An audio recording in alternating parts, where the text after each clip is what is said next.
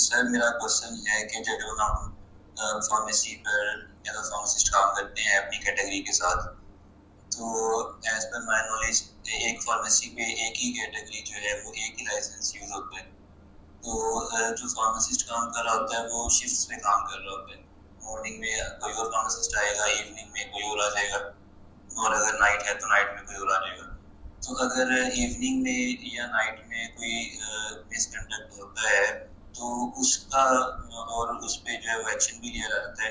तो इस सब के में जो फार्मासिस्ट है जिसका लाइसेंस जो है वो फार्मेसी पे लगा हुआ है, तो वो इस चीज के लिए कैसे रिस्पॉन्सिबल होगा, या क्या वो उसके लाइसेंस को इफेक्ट करेगी जबकि उसकी शिफ्ट सिर्फ मॉर्निंग की थी?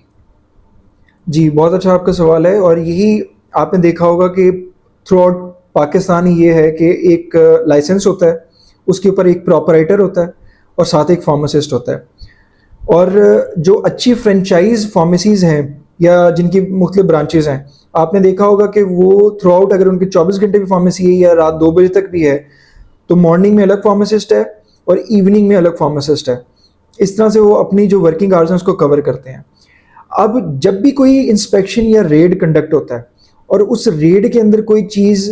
मिल जाती है, चाहे वो कोई अनरजिस्टर्ड आइटम है या कोई एक्सपायरी है या नारकोटिक स्टेरॉयड का इशू है,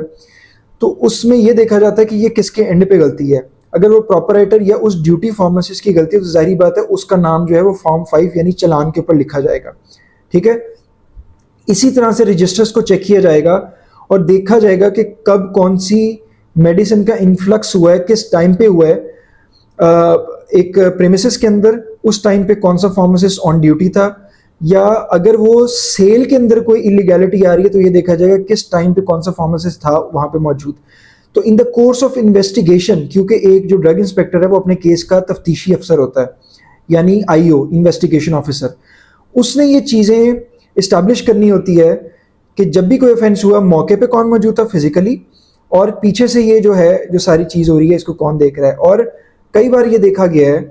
कि जिसकी लाइसेंसिंग थी वो बंदा था ही नहीं, उसके अलावा जो दूसरा बंदा था वो मौजूद होता था, और जिसकी लाइसेंसिंग थी वो आया ही नहीं सिरे से, सिर्फ लाइसेंस करवाया, मंथली उसने पैसे लिए और चला गया। लेकिन चूंकि उसने एक लीगल डॉक्यूमेंट सबमिट किया हुआ है जो कि as per drug rule, Punjab के रूल नंबर 20 है कि I shall personally supervise the sale of drugs, तो he need to supervise the second pharmacist present in the pharmacy as well. तो if he is not present, he or she, how he or she is going to supervise the second pharmacist present in the evening, and how he is going to define the role of the second pharmacist या assistant pharmacist in the evening। तो ये सारी चीज as per the affidavit या वो जो legal document submit किया उसके ऊपर भी स्टैब्लिश हो जाती है। तो इस वजह से हम लोग ये कहते हैं। और दूसरी ये चीज़ है, एक इंपॉर्टेंट चीज़ मैं आपकी नॉलेज के लिए बता दूं सबकी, कि आप लोग एक लाइसेंस के ऊपर 2 क्वालिफाइड को भी ले सकते हो, कि आप एक क्वालिफाइड भी रख लो या 2 क्वालिफाइड की भी लाइसेंसिंग करवा लो। तो ये आपके ऊपर है, एक प्रॉपराइटर रख लो, 2 प्रॉपराइटर रख लो या 3 प्रॉपराइटर रख लो, तो ये आप लोगों के ऊपर है।